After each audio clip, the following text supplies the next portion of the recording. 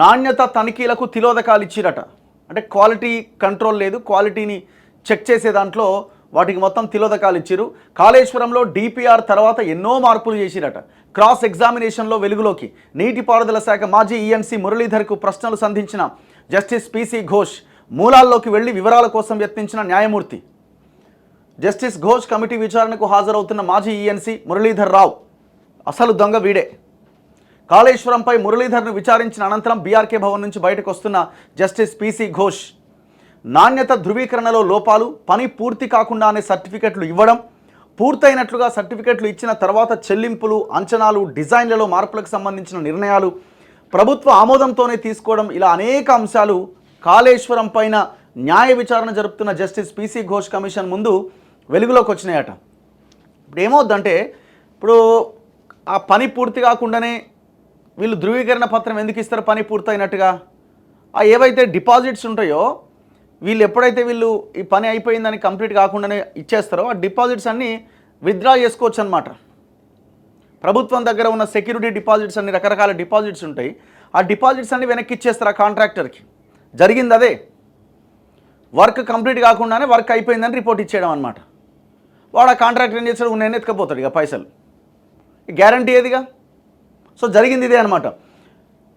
మేడిగడ్డ బ్యారేజీ నాణ్యత తనిఖీలకు సంబంధించి quality control విభాగం వద్ద ఒకే ఒక్క పరిశీలన నివేదిక ఉందని జస్టిస్ పిసి ఘోష్ పేర్కొనగా, రెగ్యులర్గా తనిఖీలు చేసి లోపాలు ఉంటే నివేదించాల్సి ఉంటుంది.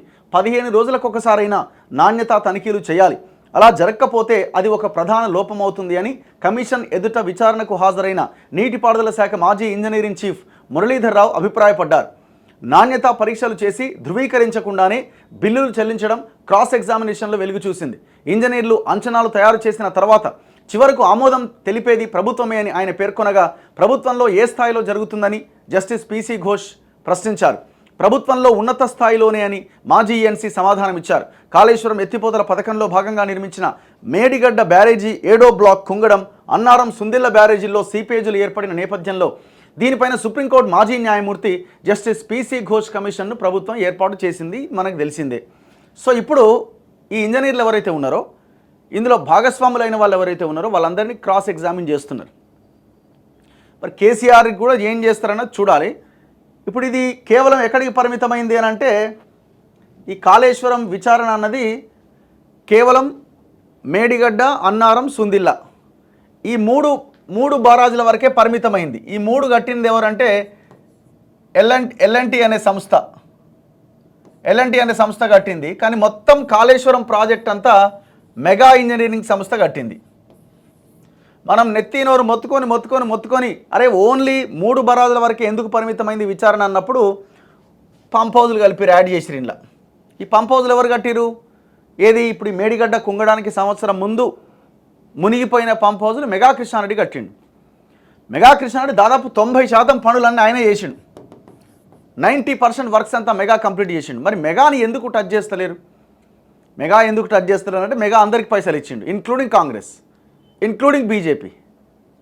సో అందరినీ మేనేజ్ చేసి ఈ వ్యవహారం నడిపించింది కాబట్టి మెగా గురించి ఎవరు మాట్లాడతలేరు. ఇప్పుడు రాబోయే రోజుల్లో మూసీ కానీ ఇంకోటి ప్రాజెక్టులకు సంబంధించిన కాంట్రాక్టుల్లో భాగస్వామ్యం మెగాకి ఇవ్వబోతున్నది చర్చ.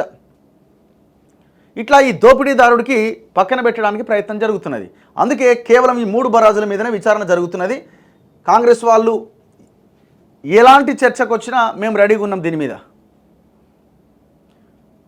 ఇదే కేసీఆర్కి అడ్వాంటేజ్గా మారింది. మెగా ఉండడం. కేసీఆర్ చాలా దర్జాగా ఉన్నాడు, మనోడు ఉన్నాడులే మెగా కృష్ణారెడ్డి, అందరికీ పైసలు ఇచ్చిండు, నన్ను ఒక్కని లోపలేస్తే అందరిని ఇరికిస్తాడు, అయిపోయా. ఎవరెవరికి ఎంతెంత పోయింది అన్నది క్లియర్గా ఉంటుంది కదా, ఎవరెవరికి డబ్బులు ఇచ్చిరు అన్నది. ఈ ఎంక్వైరీ ఎట్లా జరిగిందంటే, కాళేశ్వరం డిపిఆర్ తయారీలో మీ పాత్ర ఏంటని అడిగిందట. ఎవరిని? ఆ మురళీధర్ రావుని. డిపిఆర్ను వాప్స్కోస్ తయారు చేసింది. ప్రభుత్వం ద్వారా అది కేంద్ర జల సంఘానికి చేరింది. నీటి లభ్యతతో సహా అందులో అనేక అంశాలు ఉన్నాయి. నీటి లభ్యత పైన ఆమోదానికి ఎక్కువ సమయం తీసుకున్నది. సిడబ్ల్యూసిలోని 17 డైరెక్టర్ల నుంచి అనుమతి లభించిన తర్వాత కేంద్ర కార్యదర్శి చైర్మన్గా ఉన్న సాంకేతిక సలహా కమిటీ ఆమోదం తెలిపింది. అంత దొంగలే ఇందులో టోటల్గా భాగస్వాములయ్యారు. కేంద్రంలో ఉన్న వాళ్ళతో సహా డిపిఆర్ ఆమోదం సమయంలో కేంద్రానికి రాష్ట్రానికి మధ్య జరిగిన ఉత్తర ప్రత్యుత్తరాలకు సంబంధించిన డాక్యుమెంట్లు ఉన్నాయా? ఉంటాయి. అయితే నా దగ్గర లేవు. అన్ని అంశాలను ప్రాజెక్టు ఇంజనీరింగ్ చీఫ్ పర్యవేక్షిస్తారు. జస్టిస్ అడుగుతున్నాడు, ప్రాజెక్టు ద్వారా ఎంత ఆయకట్టు సాగులోకి రావాలి? ప్రాజెక్టు ప్రారంభించిన తర్వాత కూడా ఆయకట్టు వినియోగంలోకి రాకపోవడానికి కారణం ఏంటి? భూసేకరణతో సహా పలు సమస్యలు ఉన్నాయట. బ్యారేజీ పనులకు అదనపు పనులను ఎప్పుడు మంజూరు చేశారు? రికార్డులు చూసిన తర్వాత చెప్తా. సాంకేతిక అనుమతులకు డిజైన్ డ్రాయింగ్లకు కొన్నిసార్లు తేడా ఉంటాయి. మోడల్ స్టడీస్ ముందుగానే చేశారా? ఎవరు చేశారు? జియోటెక్నికల్ జియోఫిజికల్ ఇన్వెస్టిగేషన్స్ పరిస్థితి ఏంటి? మోడల్ స్టడీస్ సమాంతరంగా జరిగినాయి. ఇవి క్వశ్చన్ టు ఆన్సర్ చెప్పుకుంటూ పోయింది ముసలోడు. ఏదో పైన పైన చెప్పుకుంటూ వెళ్ళిపోయింది.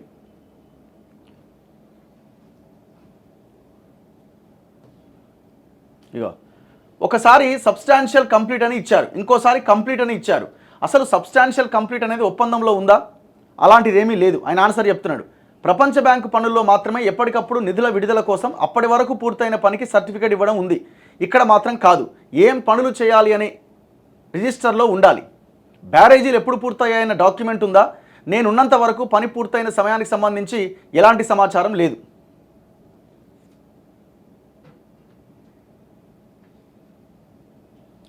సిడబ్ల్యూసికి డిపిఆర్ అందజేసినప్పటికీ ఏ పనులు ప్రారంభించారు? అందజేసేటప్పటికి మొదట ప్రాణహిత చేవెళ్ల చేపట్టి తర్వాత కాళేశ్వరంగా మార్చారు. ఈ వివరాలన్నీ సంబంధిత చీఫ్ ఇంజనీర్కు ఎక్కువగా తెలుసు. ప్రాణహిత చేవెళ్లలో లేనివి కాళేశ్వరంలో కలిపారు. బ్యారేజీలతో పాటు పంప్ హౌజులు కలిశాయి. డిపిఆర్ సమర్పించిన తర్వాత ఏ పనులు కలిపారో చెప్పగలరా? అదనంగా చాలా మార్పులే జరిగాయి. కొన్ని చేర్చడం, కొన్ని తీసేయడం చోటు చేసుకుంది. డిజైన్లో కూడా మార్పులు జరిగాయా? ప్రభుత్వ సలహా ఆమోదంతోనే జరిగినాయి. ఎవరి ఆమోదంతో చేశారు? ప్రభుత్వంలోని ఉన్నత స్థాయి ఆమోదంతోనే జరిగింది.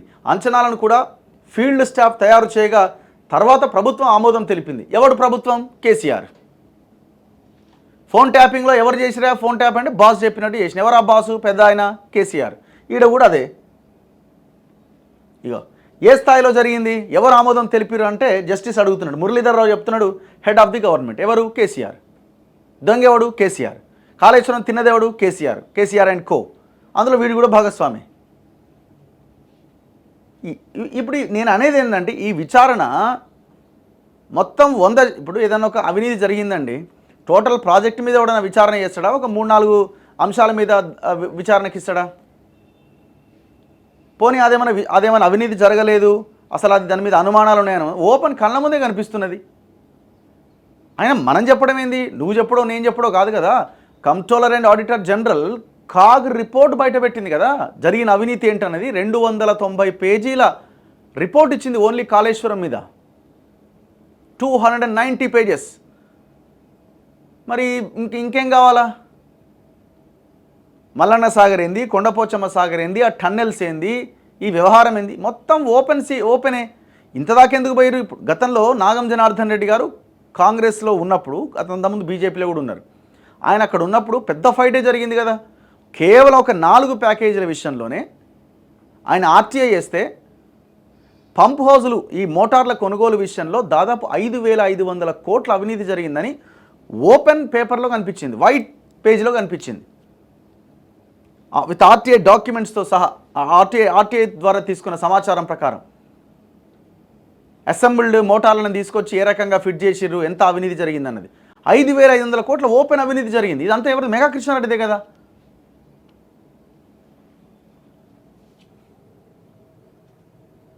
సో నేను ఇప్పటికీ అనుకుంటున్నా కేసీఆర్ కాళేశ్వరం విషయంలో ఇంకా సేఫ్గానే ఉన్నాడు, ప్రశాంతంగానే ఉన్నాడు. మరి ఇప్పుడు ఇది ఆయనకి ఏమైనా నోటీసులు ఇస్తారా ఏంటి అన్నది చూడాలి. నెక్స్ట్ మిగతా వార్తల్లో